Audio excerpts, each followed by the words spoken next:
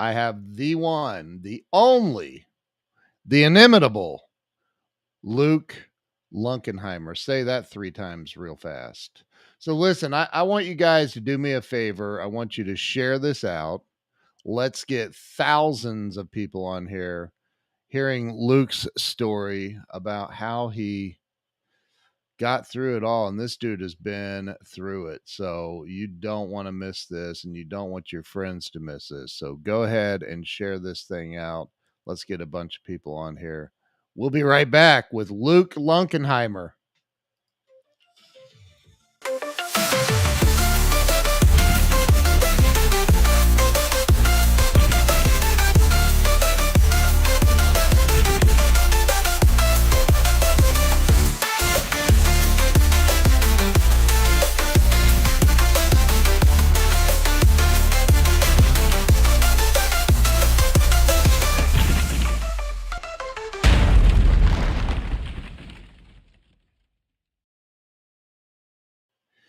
All right, we are back. Let me bring Luke on. Luke, welcome to the show. Glad to be here, brother. Thank you very much for having me. I am really, really excited to have you here. Joe Ingram referred you to me. Joe's an awesome guy. Shout out to that psychopath. The sales genius. Joe. He is one of the funniest people. I think of all my friends, I think he's ridiculous. And I'm sure he's going to be on here any moment making some kind of crazy comment. That's how he rolls. So Luke, I started this about 6 years ago. Yep, there he is. There he is. I did my best, Joe. I did my best. He's a nut job. Love you, Joe. So, Luke, 6 years ago, I was stuck, and I thought, I'll bet you if I interview enough people and hear their stories, I can get unstuck. And it's worked so far, so good. Start out with telling everybody where it all began for you. Like where were you born and raised? Yeah, brother. I was born and raised in Cato, New York, which for those of you who don't know is a very small speck on the map. We're best known for having a pizza shop and a gas station. So, that's a big deal from where I come from. Wow. It's your typical one horse town, big frog, small pond. Most people know my story to be a redemption tale. I was a very naive kid growing up in a small town. It was a country town. There was really only 2 ways out. Either your parents knew somebody and they paid for college and got you a job somewhere, or you figured it out on your own. And for me, I didn't have parents that could pay for school. I didn't have parents that were willing to foot the bill or co-sign for student loans. We had to figure it out on our own. You're going to have to figure it out on your own, which in retrospect wasn't exactly true. Their ways were paved a little bit, but the long and the short of it was I had to figure it out for myself. So I learned that there was really only one conduit out of that town for me, and it was the fact that I had some athletic ability and that I got good grades. I was a hard worker and I was a good student, decent football player. The one thing I had was a real strong throwing arm, and I was quite fast for a tall, lanky guy. So even though it wasn't my position of choice, I made for a good quarterback. I wanted to be a wide receiver. I wanted to be the guy catching the Hail Marys in the end zone, and come to find out I was better at throwing the ball. So, Wow. That it's a very long, tale of a lot of ups and downs, but really what people know me for is a guy that, had a chance to play college football, lost the scholarship, and then got into the family business, which is sales. My father was a car dealer. My grandfather was a car dealer. So naturally, when I lost the scholarship and I had to do something, I had no backup plan. So I said, I'll try selling cars. It's the only thing that really I felt I had a decent shot at doing. And that stems from a very naive upbringing, very scarcity-minded family. There was no entrepreneurial spirit in our family, and there was no compelling the children to go out and do more. It was, this is the lane you operate in, and white picket fence, a Labrador, and marriage someday, and that's what you got. That's what life is. So I was very closed-minded, but I went into sales. I performed very well. And for me, it was a very volatile environment because in the car business, as you know, and many know, that there's a lot of drugs, there's a lot of alcohol, there's a lot of nefarious behavior. There's people going out and having beers on their lunch break. And where I was from, this was very common behavior. So for a kid that was the head partier at school, that now, you know, had a shoulder issue and was popping a few painkillers here and there, the long I and short of probably shouldn't put his comments up while we're talking. so at the end of the day, my story goes, got the scholarship, lost the scholarship due to an injury, got into sales, started kicking some ass, but realized that sales, I didn't want to be known as a car salesman the rest of my life, even though I was making really strong money. So I got a shoulder surgery, tried to play football again. Shoulder surgery went bad, got deeper into the painkillers.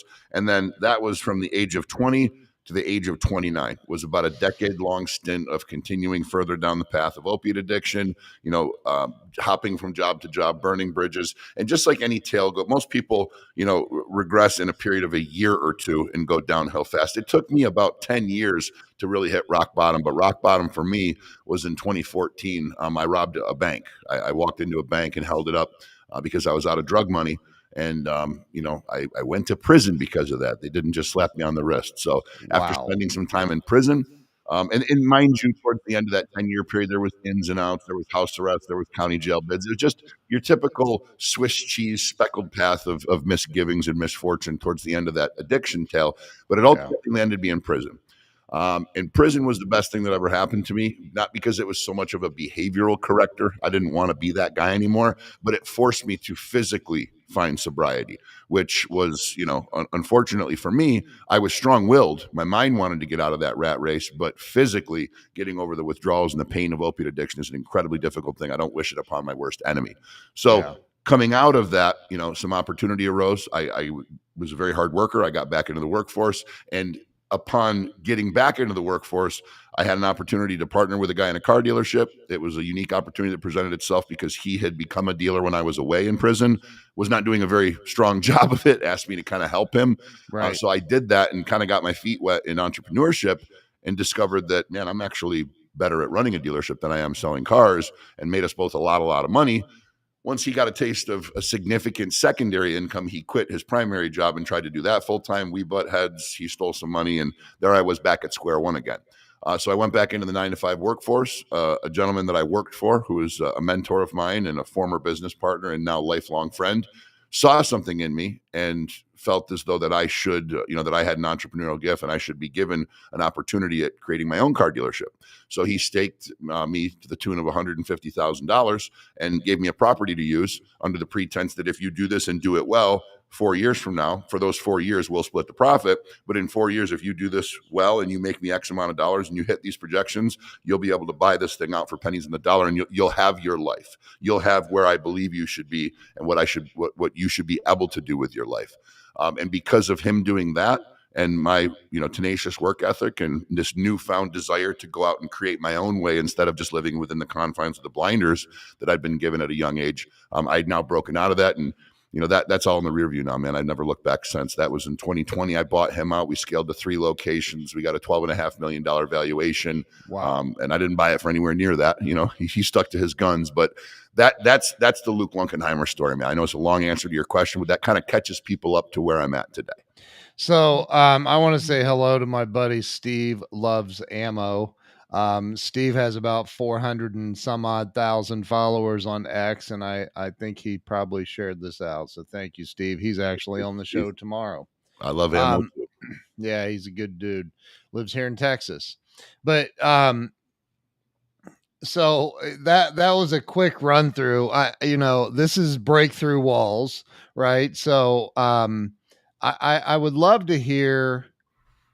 I'm sure it's not something you're fond of reliving a lot, the prison stint you did, but was there, when you found yourself there, um was there like did you have like a moment, a spiritual awakening, so to speak, where you were like, what what the blank am I doing here? Why am I here? This is not me. I mean, God, it sounds like you came from a family with money.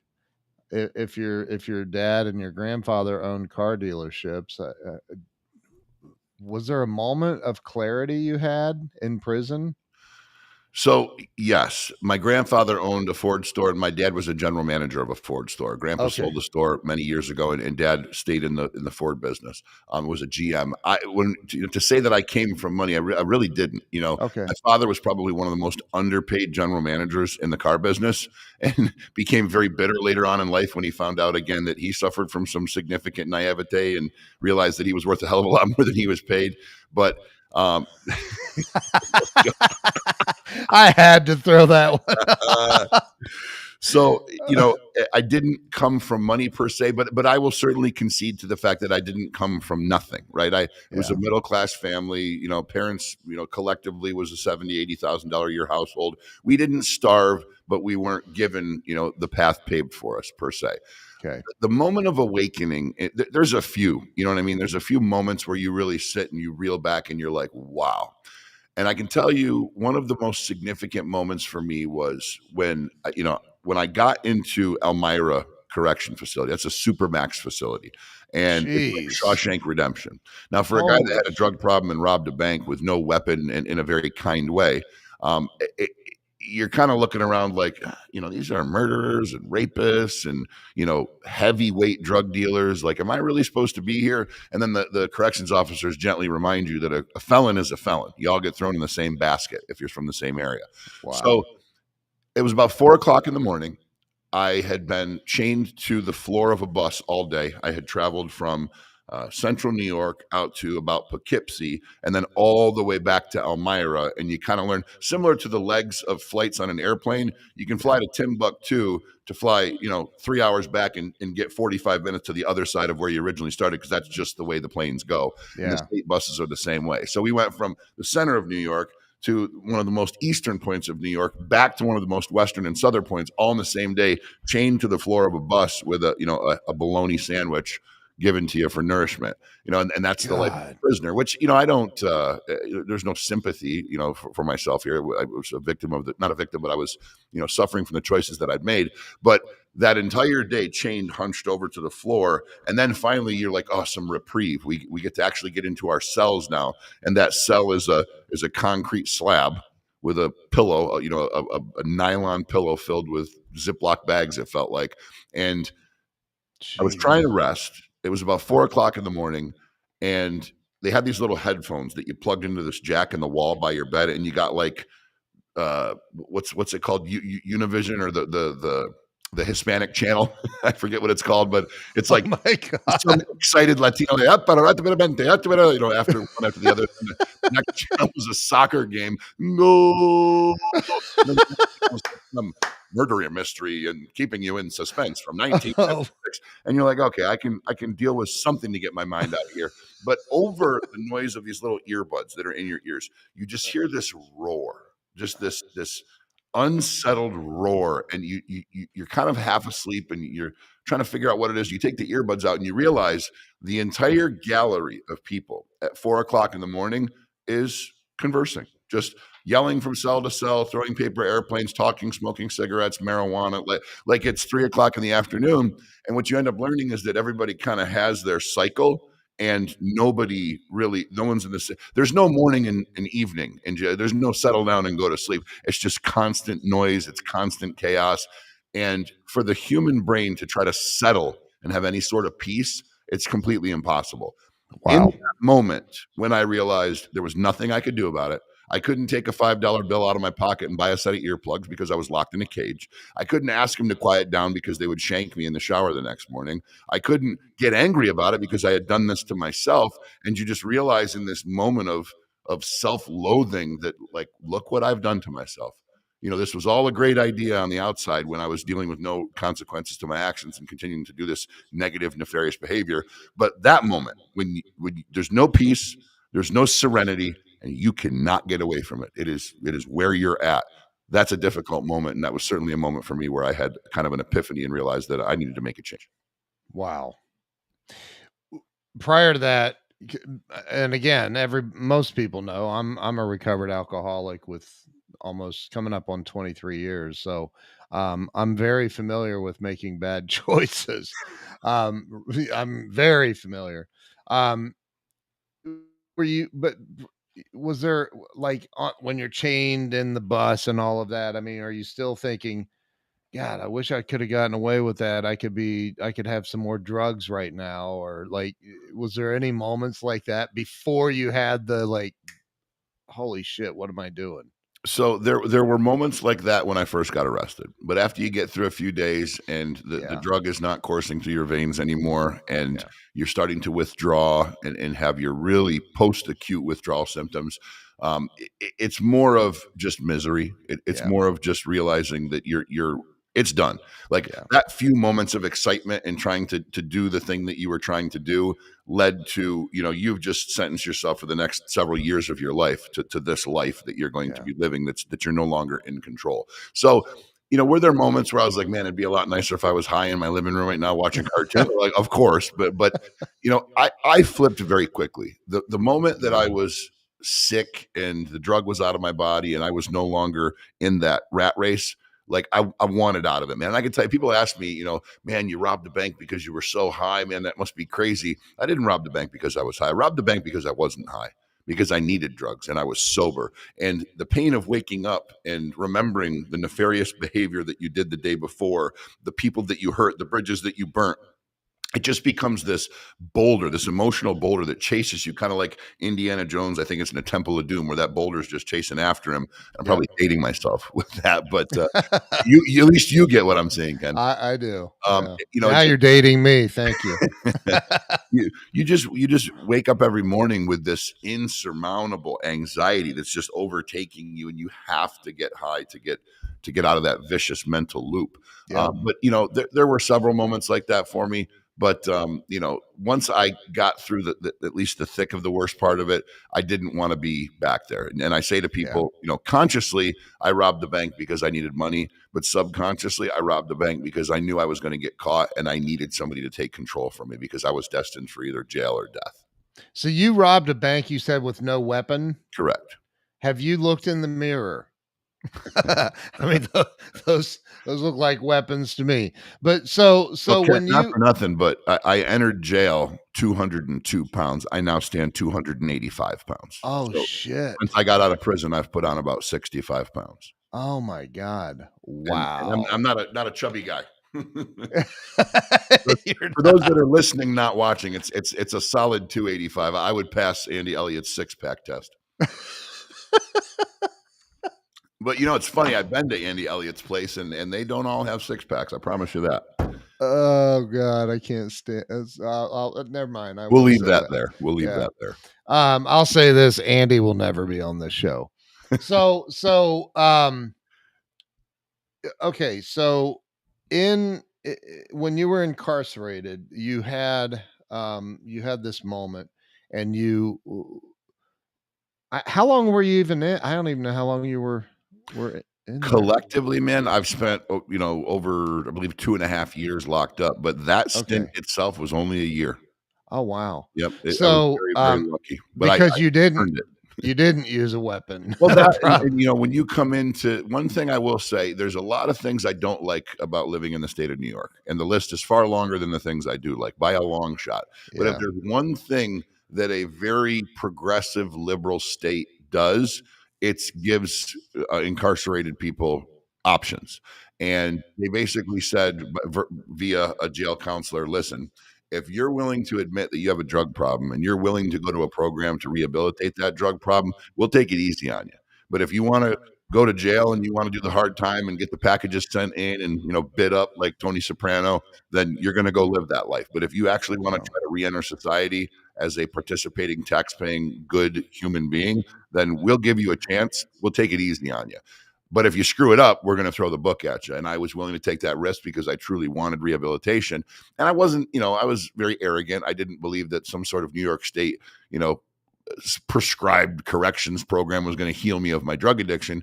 But I'll tell you, it wasn't necessarily their curriculum that did, but it was the experience. They sent me to what's called a shock incarceration correction facility. And that's up in the mountains of Moriah, New York, right on the Vermont border, where during the wintertime, which is when I was there, I spent my 30th birthday in prison, which was in February. And it was about negative 17 degrees.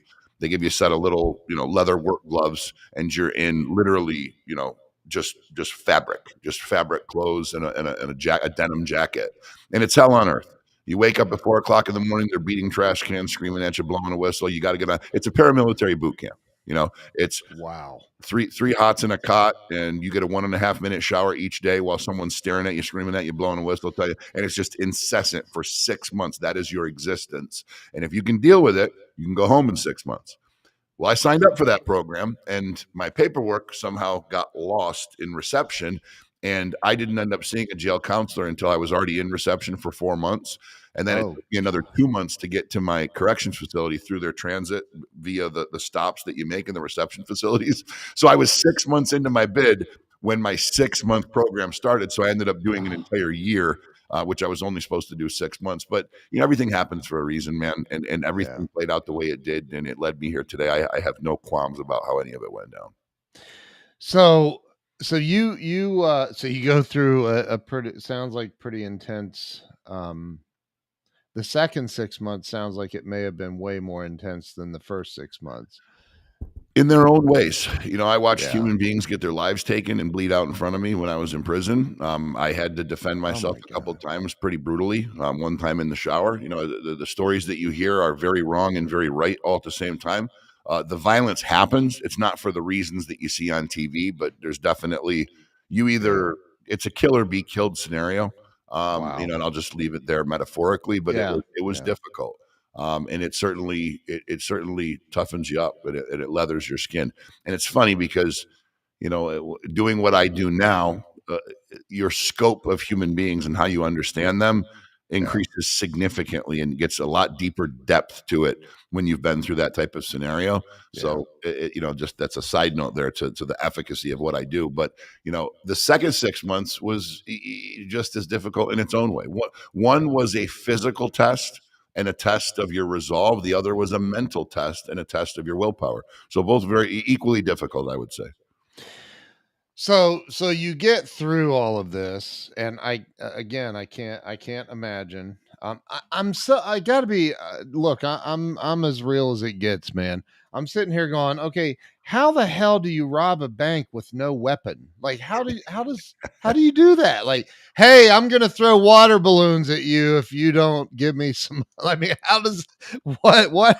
I don't get it. I'm Well, sorry. I get that you don't get it, and part of that's got to do with the fact that you're from Texas. Okay, what I I'm from did. Ohio, dude. I live in Texas. I'm from Ohio, so So you and I both know that if I went into a bank in Texas and said that there would be a couple revolvers pointed at my head from the patrons of the bank. Yeah. yes, There would yeah, be yeah. some Larry in there with a 6 shooter on his hip that would say, "Oh hell no, you ain't robbing my bank, boy. Get out of here!" Right? Right. In New York, it's far different, and in New York, there's a lot of different policies in the bank. And I've Uh, always been an intelligent guy, and yeah, I'm not saying that out of arrogance. I just, the receipts are there. And right. when I was planning this heist, I discovered that I was able to access security procedures and protocols for this credit union on the internet. They were open Oh my source. god. And I believed that this was the case. So I read into it, and I discovered that any threat of robbery at the financial institution for that particular bank is to be met by the staff with absolute concession.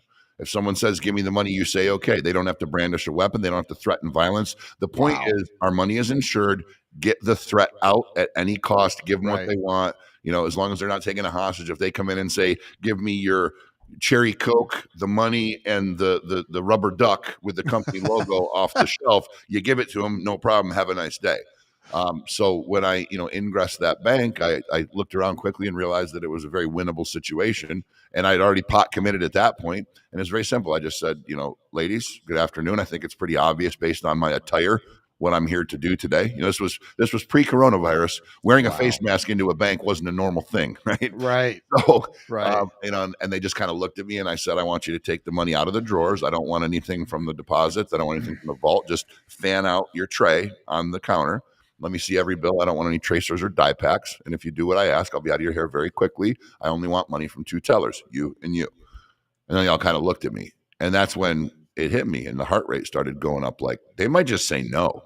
You know, I don't have a gun. I'm Oh not my certainly not gonna god, insult dude. these 50-year-old women. I'm not gonna harm a hair on their head. That's not in my nature. And then I just Right. looked at them and I went, I'm serious. Move. And then they started moving and they put the money out and I scooped it up and I told them as I was leaving, listen, no one's going to get hurt. You're all going to go home and see your families. Thank you for your cooperation. God bless. Turned around and it would have been picturesque if it was that. But I didn't. I tripped over the velvet rope on the way out and stumbled a little bit. Didn't fall, but it was so beautiful. It was so seamless. And then that one little thing took away my movie theater moment, but the rest of it was pretty seamless. Oh my god. So okay, so you that's just insane to me. I can't even imagine. Of course everybody's been broke before and Yeah, thought, I could be unbroke if I just went and robbed a bank. but this is very but true. but yeah, it's the consequences that suck. Um Well, look. your mindset at that time, for me was, I man, pretty please. Hey, what's up, Tyler? Oh, that's funny. So in that time, the woman that I was with, I was quite confident was no longer interested in being with me, and I cared deeply for her. And it was like, okay, so I'm losing my girlfriend, and then it was like, I don't have a car, I've lost my license, I can't go back and sell cars, not going to have a place to live. I'm pawning off things that don't belong to me every morning to get the money to put gas in the car to go rob more things, to sell those at the pawn shop, to buy my drugs and buy back the things that belong to other people that I pawned earlier, put those back Jeez. in the house. The anxiety, you just get to a point where you've bitten your nails down through to the quick and you're starting to chew nubs off the ends of your finger. Your skin's pale white, you're malnourished, and you just look in the mirror and you don't remember who you are anymore. So you kind of have that conversation with yourself of what's the point of me even being here? Like, I'm not contributing in any way. I don't have any children. I don't have a relationship. I'm only harming the people I come into contact with. Every day is pure misery and terror. Like, this Yeah. really isn't, most people don't get to this point, but some people do. And when you get to the point where life seems easier if it's not, then if you have to wake up again and go through this whole thing again tomorrow, you can very easily come to the conclusion that robbing a bank is a great idea. Because it's a dichotomy. I either get the money and I escape and I go live somewhere else with a fresh 10 to 20 grand in my pocket, or I get arrested and then somebody takes control from me and I'm in prison and I at least have a place to stay. When you get down to that rock bottom of a low, Ken, you'd be amazed at how easy you could make that decision. The, Yeah. the secondary portion of it too is I've always been a non-risk averse person. I've always suffered from extreme behavior. Anything, I was the guy that when everybody else would jump the bike ramp, I would climb on the top of my log cabin and jump my bike off the log cabin onto the ramp. I've always been one to go to the nth degree and the extreme with everything. So it was a very viable decision for me. Made a whole lot of sense at the time, quite frankly. I think that's called psychosis or something. Pretty sure. Pretty sure. I'm just playing. So okay, you get out, you do your year, you get out. Um, man, it's got to feel like your choices in life are even more limited at that point. Like, Hmm. what happened from there? Where did things start to move for you? So it's funny you say it seems like at that point your choices in life would be more limited. I never felt better about the path that was ahead of me. And I'll explain to Wow. you why. When you are anchored to opiates and your life is just this relentless pursuit of money to get drugs, to get high, to get more money, to get drugs. And it's this never ending cycle where you see no forward progress, you see no happiness, you see no satiation, you just see this never-ending cycle of nefarious behavior and difficult times. It's very easy to give up on life and have nothing to look forward to. When you get out of prison and you're clean of opiate addiction, you no longer wake up craving a pill. You no longer go to bed with a fever and bone aches and chills because your body's craving the drug. You listen to a Metallica song and you get goosebumps again. You talk to a family member on the phone and you get emotional and teary-eyed. When you start to have normal emotions and normal thought processes, and you no longer have this evil poison coursing through your veins that you're so physically and mentally dependent on, you'd be amazed at how much opportunity seems in front of you at that stage of the game. So when I got out of prison, man, and I walked down that, I was happy to be released, but I was even more happy that I was able to finally go out and take on the world without having to rely on drugs. Because, Ken, to be honest with you, from the age of 12, I was introduced to drugs and alcohol. And, I'd be 16, 17 years old driving my Ford Taurus to school, drinking Coors and smoking cigarettes on the way to Yeah. school. Okay. Yeah. So this is something that was lived within me for, since adolescence. So Yeah. now imagine you're 30 years old and you no longer depend on substances. You're free. It's like having this amazing, tremendous ball and chain removed from your leg. It was very, very eye opening, and it was just, there was a lot of runway ahead of me at that point. So I know to you and to everybody else, it would seem like, man, what am I going to do now? I'm out of jail. I got nothing. For me, it was no, thank God I have a clean slate. I have a fresh start. Where do I go from here? And I had a very simple plan, and it was get your ass to work hard, get some money in your pocket, and start showing people what you're made of. I can relate. I can't relate to the prison thing by the grace of God.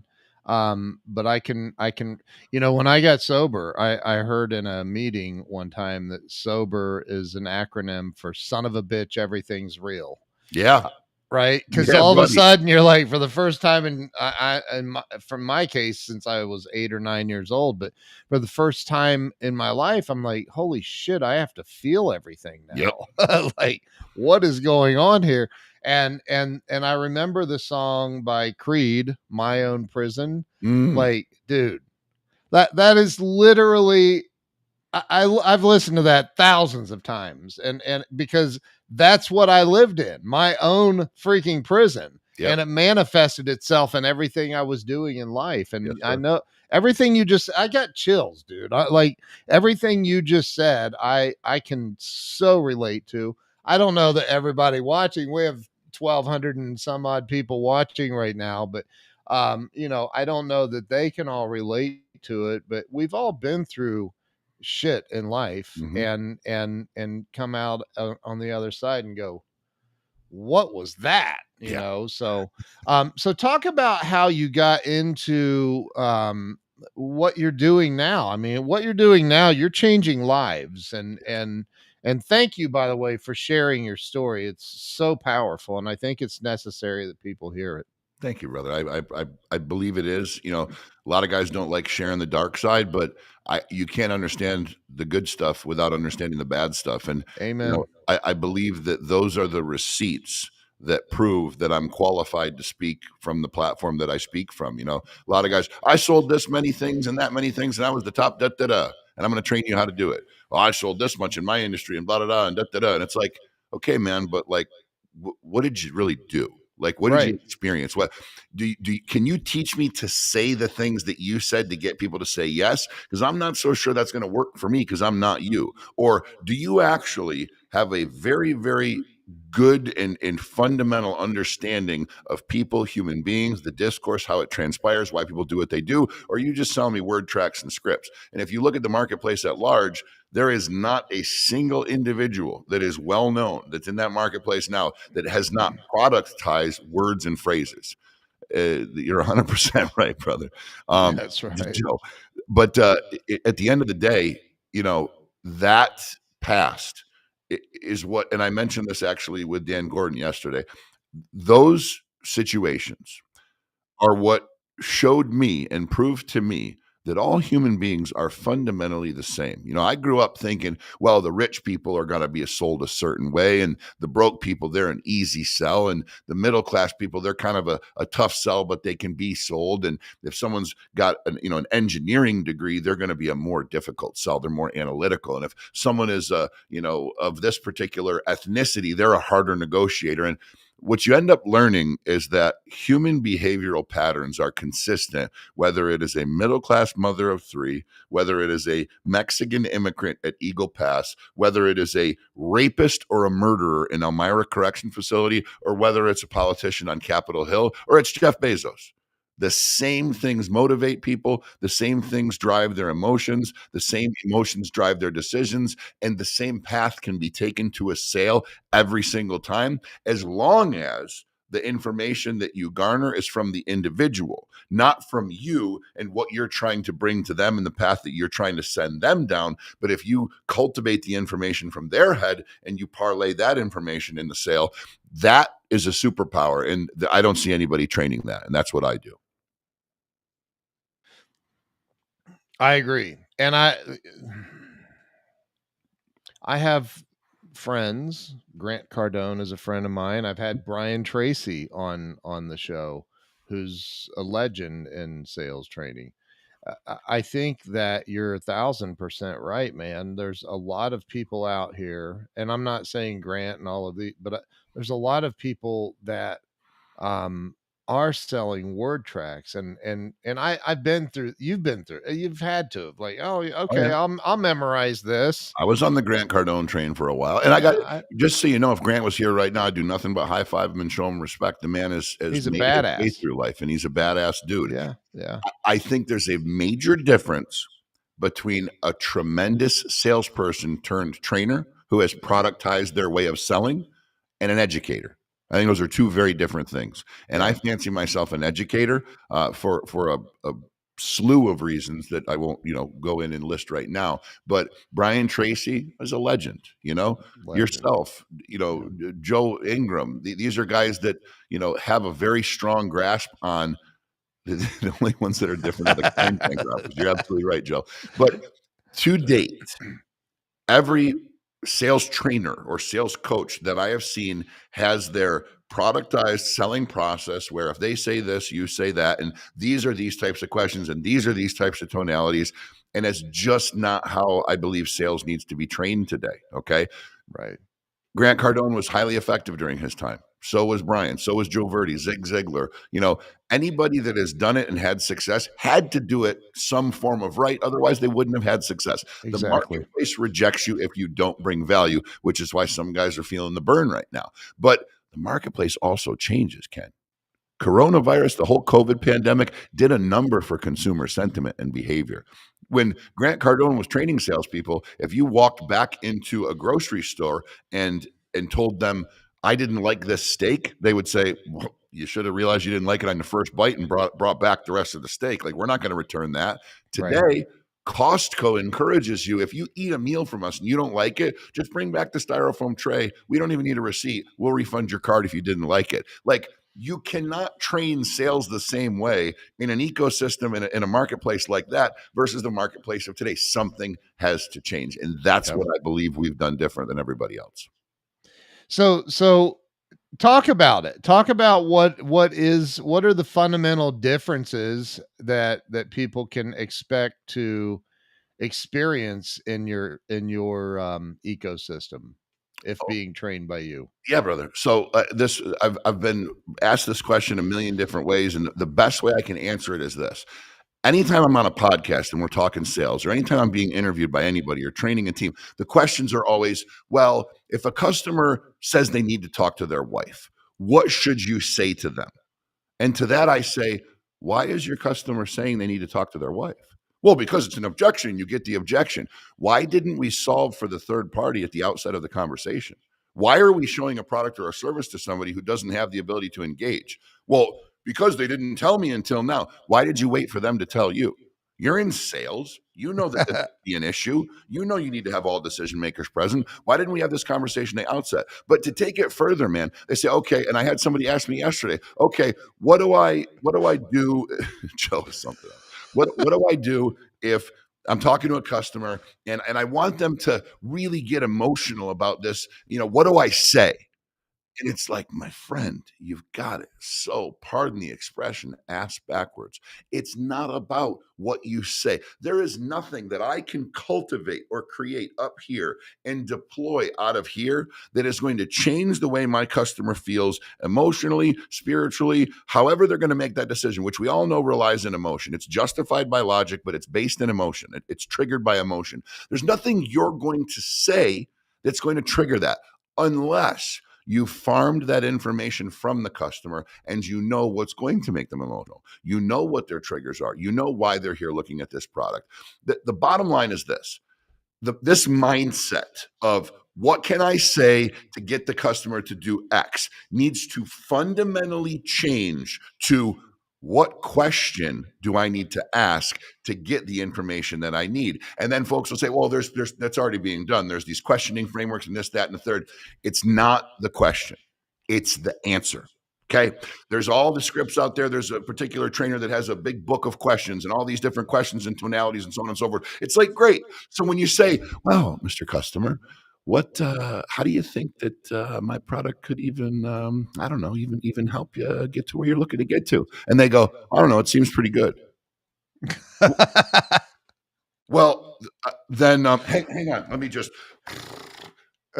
what where are you currently right now, and what do you think it's going to take to get where you need to be? Well, I don't know. That's why I'm on the phone with you. Okay, so let me ask you this question: what would you say is the pain that you're feeling that's not allowing you to get the desired result? Right. I don't know. My guys are just aren't doing what I need them to do. Like, no, the questioning of the customer, it's not about what you say. It's never been about what you say. It's somebody picked up on it. It's never going to be about what you say to the customer. It's always going to be about what the customer says to you. And I can tell you right now, man, you want actionable information for your audience. You want people to walk away from this podcast with a takeaway that they can execute on right now and sell more. It's very simple. We call it the big three. Okay. But there's a caveat here. The big three is three questions. What brought you here today? What is your buying power? And what did you hope to accomplish? And people say, all the veteran sales guys go, I ask every customer that. Okay, smarty. So when you say, well, what brought, let's take the car dealership, for instance. We're talking about Cardone. What brought you here today, Mr. Carson? Well, I'm looking for a truck. What's the next thing the salesperson says, Ken? We have those. Yeah. Or what kind of truck, right? Right. Oh, I'm looking for a Tundra. Okay, we sell new Tundras. What did you want, a crew cab or an extended cab? I want an extended cab. Okay, did you want four-wheel drive too? And they go on this journey to show them a product. Okay. Right. Thank you. The problem here is that you're simply taking the customer down a journey that's driven by you, right? What brought you here today is what actually brought you here today. What brought you here today, Mr. Customer? Oh, I'm looking for a truck. Well, I hope so, sir, because you're at a car dealership. I'm sorry, silly question. No, like just out of curiosity, why today? Why is today the day? Oh, because I just totaled my truck. Oh, now we have a nugget of information. Oh, okay, you just totaled your truck. Interesting. Average salesperson goes, man, you totaled your truck. He totaled his truck. Sweet, this is going to be a clean deal. Assassin level salesperson goes, oh, gotcha. So the Geico adjuster's already been to your house. They've already looked at the vehicle. They've already sent you the email. You've already mailed in the title. And you've already got your check. Oh, no, I just crashed it 2 days ago. Oh, has the claims adjuster even been to your house? No, not yet. Oh, okay. So we don't even know it's totaled then yet. Technically, no. The average salesperson will take that guy, show them 7 different trucks, try to narrow it down to the perfect one, and then nail the money right on the head to get them the payment to where they need to be, and then bring them to the closing table. And that guy's going to say, well, I like him, man. It's a great deal. Yeah, I just want to think about it. And then your sales trainer say, oh, you want to think about it? Well, is anything we're doing tomorrow worth doing today? Not if he doesn't have the money, Jack. Your work checks don't work if your customer doesn't have the ability to engage. That happens during the discovery process. So what we do differently, Ken, is we teach people how to understand people. We teach them what drives them, what their motivations are, why they make the decisions that they do. And we also teach them all of these, endless hacks about how to get the customer to respond the way you need them to. For instance, Ken, if people are in sales and they don't know that getting a customer to engage in self-talk is not about building rapport. Well, my trainer, my coach, my manager tells me to talk to my customer, get them to talk about themselves so we can find similarities between ourselves. And maybe their kids play lacrosse and my kids play lacrosse. People buy from the people they trust. Bullshit. Pardon my French. I don't know what the swearing rules are. Yeah, we speak French here. Okay, bullshit. Okay, your customer does not buy from someone they trust. Let me ask you a question, Ken. You ever been burnt in the past? Yeah. Okay, when you bought from that individual that screwed you over, did you feel completely wholesome about that transaction? Say that again. When you got screwed over. Whatever the situation was, let's say a salesman got you a bad deal. Yeah. When you bought, did you feel completely wholesome about that deal? Or did you kind of have that hair standing up on the back of your neck, right? Yeah. Okay. Yeah. You didn't trust him. Right. You didn't buy from somebody you trusted. You bought from somebody who gave you a value proposition and you said, dude, this is way too good to pass up. My gut's telling me not to do this, but if I miss out on this and this is actually what he says it is, I'm going to kick myself tomorrow. You know what? Screw it. Let's do it. So you do it. So the whole logic behind people buy from the people they trust, it helps if someone trusts you, but the value proposition and compelling someone in a mindset where they believe the value far exceeds the ask any day of the week is going to blow that people buy from the people they trust out of the water. And if you're in sales and you don't understand that getting a customer to talk about themselves is not about building rapport and building a trust bond, it's about dopamine. It's about a chemical that's secreted in the human body. When someone engages in self-talk, their free dopamine rises by as much as 40%. Crack cocaine gets you something like 400%. Marijuana, opiates get you something like 100 to 300%. Okay. Sex, nicotine, the caffeine, these are things that get you between 20 and 50%. So if getting someone to engage in self-talk elevates their dopamine to a similar level as good sex, don't you think that you're in a really good position to compel them to make an emotional decision at that time? Furthermore, if you don't know that 20 minutes or so after that moment, they're experiencing what's called a dopamine trough. They're in a deficit. They're slightly depressed. They're kind of lethargic. If you don't know these things, you can be so counterproductive in your selling. You're doing and deploying what you think is going to be helpful, but you're absolutely stepping on your own feet. And it's these things that are so important that don't live anywhere in the ecosystem of sales training today. And it's like they're the magic cards, man, and nobody's playing them. It drives me insane. I apologize for my rant there. No.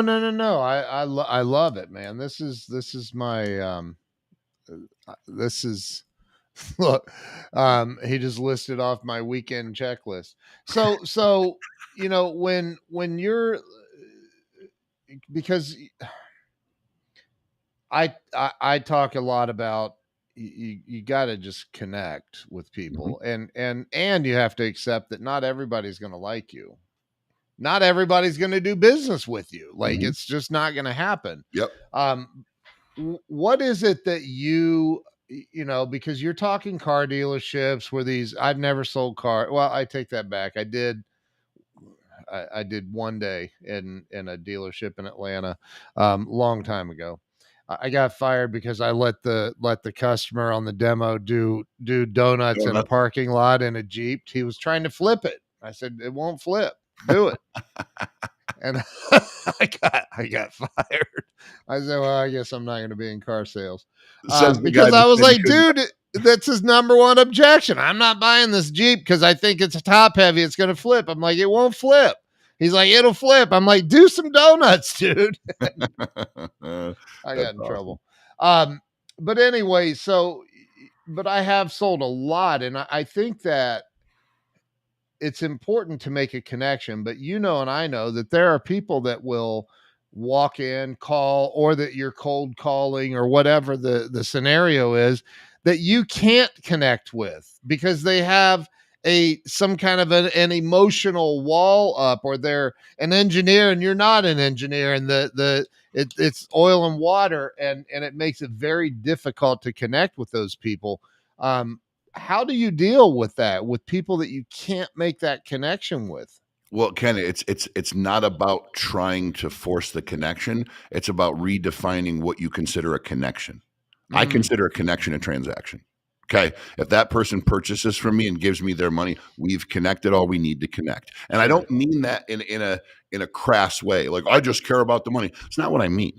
This individual may have an emotional wall up, but if I get them to transact with me, that means I've circumvented that emotional wall just by nature of the fact that they've done business with me. So if you maintain your focus on simply servicing that customer and getting the transaction done, people would be fundamentally so much better at sales. Let me give you an example. Engineer comes in, right? Well, what's the cubic centimeters on this engine, or the insurance policy if given these circumstances, if come maybe, what would be the outcome? Let's say you don't know that. Most salespeople would go, well, God, he's an engineer. I'm intimidated. I don't have the answer. Well, I'm not 100% sure. Let me try to figure it out for you. Whereas an assassin level salesperson or somebody who's trained by us would go, Mr. Customer, they would do the active listening response. Okay, at ALR, we call it. They would reiterate back to the customer in their own words what they believe it is they're trying to solve. So, Mr. Customer, it sounds like in the venue here of buying life insurance, what's very important to you is knowing that if X, Y, and Z happen, what would be the outcome? Am I hearing that correctly? Yes. Okay, that's a great question. I frankly, now that I hear you ask the question, I'm amazed I've never been asked it before, but please bear with me. I have never been asked that question before. I'm going to get you that answer right now because I feel it's going to be imperative moving forward that I give that information to people, because that's a great question. Would you mind giving me 30 seconds to solve that for you? Your engineer is not going to say, no, He's going to say, yeah, I appreciate that. Please do that. Okay, great. Right. Boom. You buy yourself 30 seconds. You get the answer. You frame it. Well, Mr. Customer, not for nothing, but I'm so glad that you made me ask that question because I learned something along with you today. And that's boom, boom, bop. And it's exactly why, I'm just now that much more excited that I sell this product because that's a great outcome. Wouldn't you agree? Yeah, I would. Okay, great. What else can I do for you? Right? It's all in Yeah. how you react to the situation, right? So Yep. connection, salespeople are too worried about, well, I got to get connect. I got to get them laughing. I got to get them liking me. I got to get them, in lockstep. No, you don't. You have to service their need. It's very simple. You have to go in their brain and say, why are you here? Oh, you're here because you want this product. You believe it should service these needs and it should end up around this price range. Okay. Hey, not for nothing. But if I had a way to facilitate that for you and I could get it done today, what were you hoping to accomplish? Were you hoping to transact or is this just an information gathering mission? Oh, no, I'd like to transact. Okay, no problem. Let me just see if I can get that done for you, right? So, to answer your question simply, Ken, if you completely reframe what you think a connection is, there will be far less stress upon you to make some sort of spiritual, emotional, or friend type connection with your customer and just service their need. Because if they transact with you, I implore you, that's all the connection that you need. Great answer, man. Holy crap. Thank you. That was great. So what is who is your avatar? Who's your customer? So, everybody wants to say everybody, right? But we service people all the way from, we call it 0 to 100, right? So there's the 0 to 60 salespeople who are brand new. They've never done sales before. They want to get into it, and we train them from 0 to 60, right? And then Yeah. there's the right around 55 miles an hour, and they'd like to break into that above the speed limit range of getting 100 grand a year, 150 grand a year, right? We Yeah. serve those people as well. And then we have that individuals that are making 150, 200 grand a year. They want to hit that $500,000 plus mark, and we can service that clientele as well. But if I had to narrow it down to one particular avatar right now in this part of the life cycle of Paid to Persuade, I would say that if you're in sales and you've been in sales for a little bit, anywhere from 6 months to 16 years, and you are exhausted with the white noise and the nonsense that exists out there. All of the word track and rebuttal and the cute social media videos and the take your shirt off or you're fired and the black books of questions and the Russell Brunson click funnels. And then no disrespect to any of these people, but that is the terrain that they're operating on. And everybody knows exactly what I'm talking about. If you're just done with that, if you realize that it's not the vessel or the conduit that the information lives upon, it's the information itself, and you want something that is fundamentally better. Someone that is here focused on servicing the salesperson and shouting from the rooftops that they're great off the back of a testimonial, not off the back of a damn trophy or a mastermind stage with a wired headset on, then that's who Paid to Persuade is here to serve. You've been there, you've done that, you bought the t-shirt, and you're just sick of it. And I liken it to this. Most of everybody's been to a fair, right? They go Yep. into a fair or a carnival, and there's that tent. See the amazing wonders of the world. We've got the bearded lady. We've got the 20-foot snake. We've got the 3-headed goat, right? And you're outside and you're like, man, it's only, God, it's $30. So I don't really have $30 to give up. But what if the answer was really in there? What if I could finally see the things that I've always wanted to see that are so crazy and so mystical? You know what? I'm going to do it. And you spend the money and you get in there. And the first thing you see is this little python with another 20-foot tape to it. You're like, well, that's nonsense. And then you get to the bearded lady, and it's just some old Samoan woman who hasn't shaved her facial hair. And then you get to the 3-headed goat, and it's just a goat with a little deformity hanging off the side, right? And you Right. walk through there, and here's what you can't do. You can't call bullcrap because they've done what they said they were going to do. They didn't say it was a live anaconda. They didn't say the bearded lady had a huge, massive beard like the one that was depicted on the poster. And they didn't say the 3-headed goat would talk to you, right? So you got what they told you were going to get, but boy, was it misrepresented.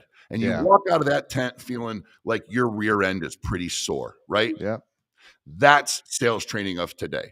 Big flashy poster, big hyperbolic claim. But then for all these people that have paid the money to enter the circus and got on the other side and found out that it's just all a bunch of song and dance and hypey bullshit and framed questions and word tracks, and no one's there to actually hold their hand and take them across the finish line. It's all, Right. football. There's the end zone. Do your best. It's ugly out there, but we gave you a good set of cleats. Horseshit. Right. No, we guarantee success. Paid to Wow. Persuade is the only sales training company that I know of in existence that guarantees a minimum 20% increase on your annual income. And if we don't, you get all your money back. So if you're making 100 grand a year, you'll get 120, bar none, no questions asked, ink and pen contract, or we'll give you your money back. And 60 goes to 72, and 200 goes to 240, and so on and so forth. And that's the minimum. And if individuals know anything about the marketplace, they know that the minimum is the minimum. If we're claiming the minimum, the majority is getting well above that. So Wow. we're here to serve the people who have seen the shitty three-headed goat and the three-haired bearded lady and are sick of the nonsense inside the circus, and they actually want results. That's our avatar, Ken.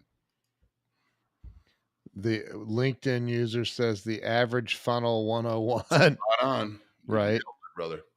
So, wow, Luke, you're intense about this. I love that. What made you decide to get into this? I mean, you could have gone back to whatever, right? I mean, what made you decide to get into this? That's boy, that's a slippery slope, brother. Hold it. I assume it had to do with you were involved in other programs that you just didn't like. I'll just tell you, okay? I've always danced around this story, but we're on breakthrough walls, so we'll break the story here. You said you got 1,000 some people watching right now? We have 1,600 and some odd people right now. All right. So I will leave it to their imagination to fill in the blanks of whom I'm referring to. Okay. But imagine this. You're a car dealer. You start your business in 2016. By 2020, you've got 3 stores. You're kicking ass and taking names. You're a millionaire who was once in prison not too long ago. Like, things are going really good. You eventually learn that you're not really a fantastic car dealer. You're a good car dealer. Okay. Oh, I understand what you're saying, brother. No, I know exactly what you're referring to. I'm just referencing the LinkedIn user's comment there. But and thank you for that. So you realize that you're not like, you're good at acquiring inventory. You're a good car guy, but it's not like you're the best. You're good at marketing. You work with a good marketing team, but it's not like they're the best. What you end up learning, because your vendors, your wholesalers, all the people that ingress and egress your facility, they're like, dude, where did you get these salespeople? I'm like, what are you talking about? Where did you get that guy? He was a Freihofer's bread guy. I mean, I trained him. Well, where'd you get that guy? He worked for Verizon at a kiosk taking payments. I trained him. Well, what about that guy? Well, he was a mall security guard staring at closed circuit TV screens for 80 hours a week. I trained him. You trained all these people? Yes. Dude, what do you do? What do you mean? Why? Because, bro, the way they talk to they close everything. I know. That's what I've taught them to do. Yeah, but dude, people like, these guys are good. And I'm like, yeah, I know. And you end up hearing this enough. And everybody has a little bit of imposter syndrome in them. So you're this used car dealer in central New York, and you're kicking ass and taking names and topping all the charts, but you think it's just because you're a hard worker. And then you start to hear this over and over and over again. And you're like, well, what if I just am really good at training salespeople? What if that's what it is? So I hired a whole new group of guys for a new store that we were opening, and I compartmentalized kind of my training. I productized it. I acted as if it were a thing that could be deployed without me. And I gave it to them. And they still executed at the same level of efficacy. And I realized it's not that I'm just a great car dealer, because I'm a marginal car dealer, a decent car dealer. But the reason that we are so damn strong and our average grosses are 25% higher than the competition, and our customer retention is better, and our booked appointments are better, is just because I'm really good at teaching these guys how they need to behave with customers and what they need to do to get the money. So it's like, man, I'm kind of proud of that. And it just kind of lives in the back of your head. And then myself personally, I've gone to one of Grant Cardone's growth cons in 2020, and it was motivating. But like the whole sales portion of it, I'm like, this is really, I looked at their sales training and I'm like, this is not this reminds me of the stuff I used to watch on the video disc player in my dad's Ford dealership in the 90s. This is nothing that's new, right? And then as time went on, the National Independent Auto Dealers Association reached out to me, and they asked me to speak I entered a thing to speak. They chose me to speak. They ended up making me a featured speaker. Once they heard my story, they then had the editor of Used Car Dealer magazine reach out to me to do an article. So I arrive in Las Vegas at the Wynn Casino to do my featured speaker gig. And when I arrive, I see that I'm on the cover of the program, and I'm on the cover of Used Car Dealer magazine, and my head's on this giant digital billboard. It's like the NIADA convention and Luke Lunkenheimer. I'm like, what the Wow. hell is this? Like, I had no idea. So Wow. I go in there and people are asking me for autographs and wanting to take pictures of me, and it was very weird, right? But what it did was it gave me some authority within the conference that I could kind of travel, and people looked at me as somebody, right? So I thank you, Joe. So I give my talk and I packed the room. They ended up putting me in a bigger room the next year because I packed the room. And this is not braggadocio. This is a me Yeah. give Yeah. context to the story. So I go out in the expo hall. It's like one of the last days, and I'm like, man, I gave my talk. This is a great time. The NIADA was so good to me, and the Wynn Hotel is beautiful. They did a great job. So I'm walking through the conference hall where the expo is, and it's this sales trainer with the legacy group and the online university, and I get talking to the guy, and I'm like, yeah, this is outdated. This is just word track stuff. So I get to the next one. It's this is the design to melt sales resistance with just the right questions and blah blah blah. And I get talking to these people, and I'm like, this is not for cut. I said to the guy, I'm like, have you ever trained car dealerships with this stuff? Have they remembered all this shit? And he's like, oh, Right. we don't go into the dealerships and train. We just deploy our training, and they use it. And I said, well, do you guarantee your results? So there's no way we can guarantee results if we're not training. I'm like, exactly my point. So you just give it to them, make them pay for it, and you don't guarantee they're going to get any sort of success. Well, no, that's not the way sales training works. No one could guarantee the success of somebody else and their behavior. Right. I'm like, well, that seems like horseshit. I feel like if you're really good at what you do, that you should be able to guarantee some sort of improvement. Right. And then there they were. The black T-shirt wearing, six-pack wielding Alpha Bros Club from Scottsdale, Arizona. And I'm not a small guy. 285 pounds with a 415-pound bench and a 700-pound deadlift. So the people that are listening, not watching, you can get an idea. I'm not a small guy. So I walk into this group of guys, and their Napoleon-esque fearless leader was in the mix. And all I was going to do was walk through, grab a brochure, and keep it moving. But I was also wearing a tank top, and I'm not a small guy. And so they start poking my biceps and asking me if I got a six pack and all this stuff. And so but I will say this: very kind, very nice guys, a lot of fun, a lot of energy, tons of energy. Can't say anything bad about the guys. And so they start breaking chops back and forth. Long story short, I won't get into the minutia here, but they tried to sell me sales training, and I told them, guys, my salespeople would blow your doors in any day of the week. No offense, but you don't want to go digging down that rabbit hole. Right. And they kept pressing, so I pressed back. I said, fine, let's role play. You and me, let's go. So I got through about 3 or 4 of them, put them completely to shame. I put them in situations where they had to lie to get to the desired result, and they couldn't do it without doing that. And then they reframed it on me, and of course, I walked through it seamlessly using our P2P framework. And at the end of the day, the bottom line was these guys couldn't hold a candle. And one of them, they all were taking my phone number, taking pictures with me, posting me on Instagram. Oh, this is Big Luke. He's the man. This is great. And then one of them was like, you got to meet, well, I won't say his name. You got to meet our leader guy. He's like, you guys, he's like, you could be, he said, I'll never forget, you guys could be like brothers, man, because he's so good and you're so good. I mean, you're probably, and then he stopped talking and he kind of looked back at me and he's like, well, let's just say, bro, you're good. You're probably the best I've ever seen. And I'm like, well, thank you, brother. We take a picture. And I'm like, so where's this guy? And I wanted to meet him. I was going to get a picture and talk to him, break his phone a little bit, but he was nowhere to be found. And I found that very awkward.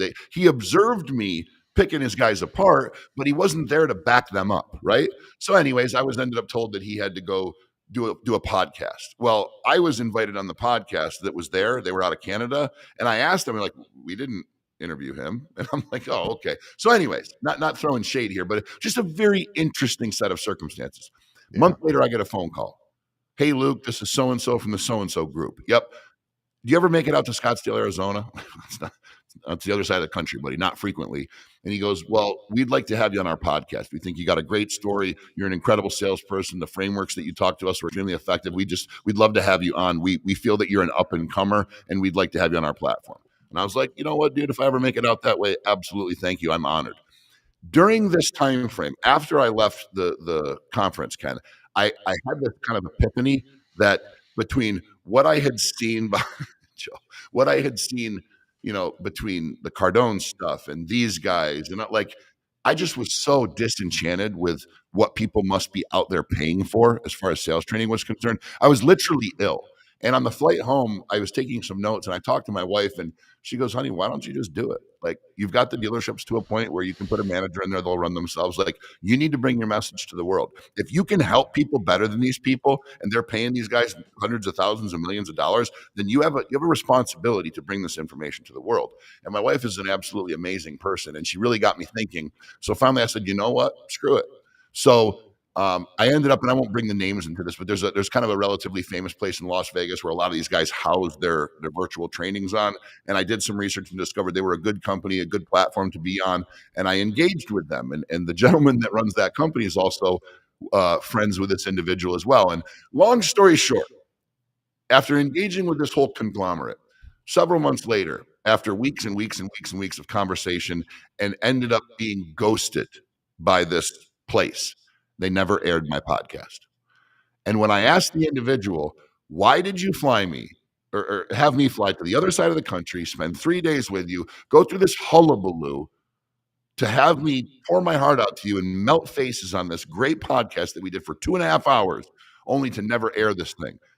And I never got a response.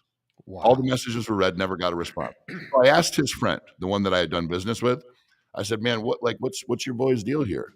And he said, Lunk, you ever read the 48 Laws of Power? I said, yeah. He goes, go reread rule number 1. And if you read Robert Greene's The 48 Laws of Power, rule number 1 is never outshine the master. So it was implicated that they were so enamored by what I brought to that conversation that there was no way they could platform me because it would value what they were doing. So you want to know why I chose to get into sales training? Because I went and I parlayed with who the world thinks are the best of them. I blew their doors in and was grossly unimpressed by what existed out there. And that day moving forward, brother, I felt like I was doing a disservice to my fellow salespeople of the world if I did not offer to help in some way, shape, or form. Wow. That's wow. That is powerful. Joe. I'm not putting that comment on screen, Joe. So wow, dude. Holy crap. Well, this one will be aired. It's actually being aired. It's live, so and we have 1,740 people watching right now live. So it'll get thousands of more views. But dude, you are a freaking powerhouse. I've got your website scrolling across the bottom. Um, I've been in sales since I was 7 years old, knocking doors, selling lawn mowing services. Really, 7 or 8. I don't remember. It was Back when it was really pure. young.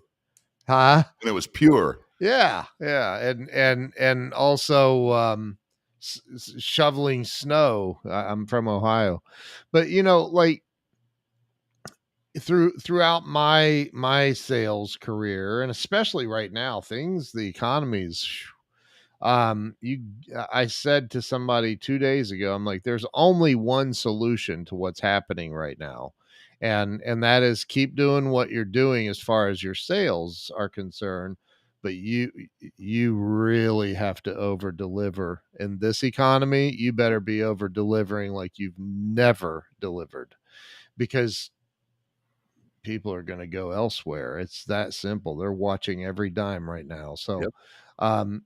I think that what you're doing is so freaking important. And I've gotten to know you a little bit. Thank you to Joe for introducing us, Joe Ingram, the smart ass in the comments. I love Joe. But what for people that are, I've been through it, man. I've given my wife's car back to the bank. I've had cars repoed. I've lost a house. I've been through it all.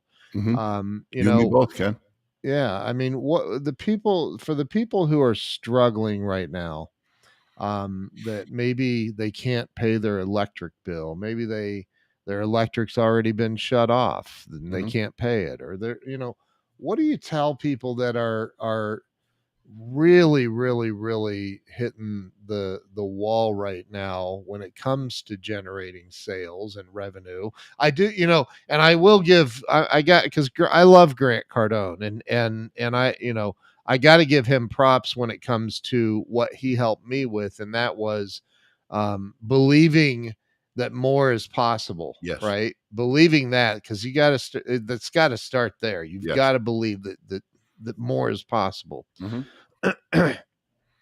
But the people that are like, I'm stuck, I don't know what to do, what would be the first thing you would say to them? I'm sure it would be a series of questions, knowing you, Yeah, it right? would. But what would you say to somebody that's like at the end of their rope and they're ready to throw in the towel and they've given up all hope? Mm-hmm. What do you say to them to help them get to I'm going to give you full screen for this. Well, I appreciate that. What I would say to individuals that are going through it right now is a few things. The first thing is, it's only failure when you quit. There's no such thing as failure if you do not quit. Some of the most prolific and wealthy people in this world are that way off the backs of some of the biggest failures you can possibly imagine. I myself, I've had a house foreclosed upon. I've been left by many women. I've had 2 vehicles get repossessed. I've burnt every bridge I had. The individual who invested $150,000 for me to start my very first business is the same individual that fired me for theft of services. So let that simmer for a minute. Your situation, you might feel like that's insurmountable. It's just too far gone. A guy that I stole from handed me a checkbook with 150 grand in it and asked me to pay him back. How does that happen? Because there is a polar difference between an individual who is defeated and giving up and an individual who is persevering and pushing forward. At one point, I was the individual that was giving in and giving up. And that was the guy that got fired by this individual. And then I became the guy that was persevering and pushing forward relentlessly, no matter what, that every day I returned to the process and continued to push harder. Whether I fell forward or I fell backwards or I fell down, it didn't matter. I always got back up every single day and I kept pushing forward. And there were days where it was like, man, I haven't sold anything in a week. Like nothing. No one's saying yes. No, like it cannot last forever. Statistically, you cannot fail forever. It's effing impossible. So if you're going through it right now and you're on day 77, day 777 of trying but failing, I can tell you 2 things. If you continue to push forward, you have not failed, and you cannot fail if you continue to do so. The other thing is, if you are not introducing new information into your ecosystem, you are insane, quite literally by definition. Doing the same thing over and over again without introducing a catalyst for change is the definition of insanity. So go walk to the closest mirror, look yourself in the eyes, and say, I'm going to just continue to do the same thing that I've been doing with no information, and I'm expecting things to change. And tell me if you can keep a straight face. And if you can't do that, then why in your life and your livelihood are you executing upon those type of behaviors? You need new information, okay? And when your gut tells you that it's bad information, your gut's right. If you're listening to some guru and they're telling you about this sequence of events that's going to get you to a win, and in your head you go, I can't really take it from A to Z logically, that doesn't make sense, then listen to your gut. I'm talking so loud, I just knocked the picture off my desk. Okay. If your gut and your mind can't make sense of it, then it's very likely that it's not good information. You need to seek and seek and seek, and eventually something will resonate with you. Okay. It took me 30 some odd years of seeking to find the woman that I married and countless dates. Okay. And I got to the point where I had dated every girl that was a 10 out of a 10, every rich girl that had rich parents, every trust fund brat, every biker chick that was crazy and fun. I'd been across the whole gamut and finally decided there's no such thing as love. I'll never get married. There's no such thing as a soulmate. It's just a buffet I'll continue to eat to the end of my life. And then one day, one interaction, I met a woman that I could not, I'll get emotional, that I could not imagine my life without. And I wouldn't be where I'm at today without her. Okay. But it's because I didn't effing give up, man. Because when that person came into my path, I went, you know what, man, all these other ones have gone wrong, but I'm willing to try one more time. And if you're down on your luck right now, just get your ass up and keep going. And I know you're sick of hearing that, but it's not about the sentiment and the motivation behind it. It's about the logic. When you Yeah. start living your life based on common sense and logic and executing upon things that make sense to you, then it will all start to come together. And if it doesn't make sense, that if you're doing the same thing over and over again, expecting a different result, and you're nuts, then I don't know what to tell you. But if you can wrap your head around the fact that you need new information and that you just need to keep going and something will break, I promise you this: the saying that it's always darkest before the dawn is so true. Okay. Yeah. I was in a rut in my sales training. Okay. I had done the funnels and the marketing and the this and the that. And you know, it's funny. I asked ChatGPT one night, I said, if you were my mentor, and take all the conversations that we've had, everything that I've asked of you, all the iteration that we've done, if you were my 80-year-old mentor, been there, done that, the old wise man, what would you tell me that I'm doing wrong? Because I can't quite seem to break into the ecosystem right now. I'm just not gaining traction. And it said to me, Luke, you're trying to prove yourself to a marketplace that you deserve to own. So just be you and own the marketplace. Stop trying to conform. Stop trying to be a sales trainer. That's not what you are. You are Luke Lunkenheimer, forged by the fire. Just go out and be you, and people will gravitate towards you. And when an AI tells you that, after all the information that it's received from you, it's a little bit of an eye opener. So I know this is a little bit more answer than you bargained for, Ken, but that's a question that sparks a lot within me because I've been exactly at that place. And I'm a living, breathing testament to the fact that if you just don't fucking give up and you get up the next day and you push forward and you just go to work. And here's the cherry on top: you have to give a shit.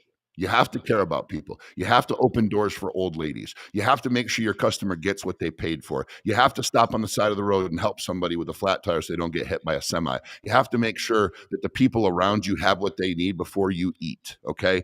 It is so fundamentally important to everything that I just said that your moral compass is pointed in the right direction, because guys, success finds success.